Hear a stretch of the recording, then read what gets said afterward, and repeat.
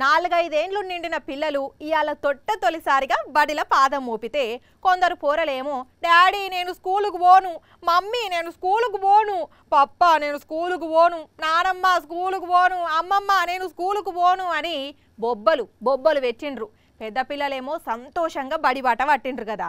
అయితే చదువు విలువను తల్లిదండ్రుల కష్టాన్ని చెప్పుతూ ఈ చెల్లె మాత్రం ఏం చెప్పిందంటే, ఎవ్వరు టైం వేస్ట్ చేసుకోకుండా మంచిగా చదువుకోండి, మీ అమ్మ నాన్నల కష్టాన్ని తెలుసుకోండి, కొంచెం వాళ్ళు ఎంత బాధపడుతున్నారు, వాళ్ళు మన కోసం రాత్రనక పగలనక.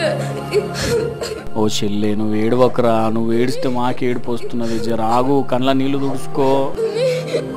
ఎంత కష్టపడుతుర్రో ఒక్కసారి వాళ్ళ కష్టాన్ని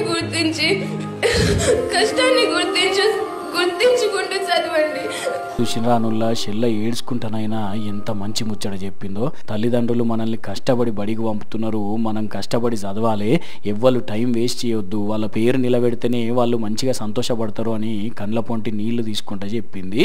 మరి చెల్లె ఎప్పుడు ఏడ్చిందో వీడియో ఎప్పటిదో కానీ ఇవాళ అంతటా బళ్ళు చాలా అయ్యేసరికి మస్తు వైరల్ అయి తిరుగుతుంటే మీకోసం పట్టుకొచ్చినాం. కానీ చెల్లెను చూస్తుంటే మస్తు కష్టపడి చదువుతున్నట్టున్నది.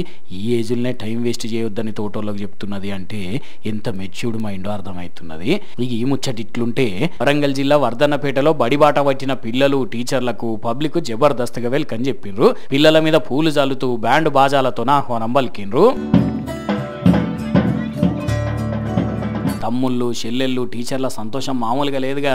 కానీ ఓ అమ్మలక్కలు అన్నలు స్కూల్ బస్సులు ఎక్కించేటప్పుడు దించేటప్పుడు జాగ్రత్తగా అంటే జాగ్రత్తగా ఉండుండ్రి, ఫిట్నెస్ ఉన్న బస్సులను ఎక్కియుండ్రి. పిల్లగాళ్ళు ఎప్పుడన్నా హోంవర్క్ చేయకుండా కోప్పడకుండ్రి, తిట్టకుండ్రి. ఎందుకంటే పిల్లగాళ్ళు మీకంటే తెలివి కాళ్ళు ఇయ్యాల కాకుండా రేపు హోంవర్క్ చేస్తారు. కానీ జర సెల్ ఫోన్లకైతే దూరంగా ఉంచి బయట ఆడుకునే ఉపాయం నేర్పుండ్రి. కానీ బడిశాలైన నాడు ఇటు పిల్లలకు అటు అయ్యే వాళ్ళకు మామూలు సంబరం ఉండదు పోండ్రి.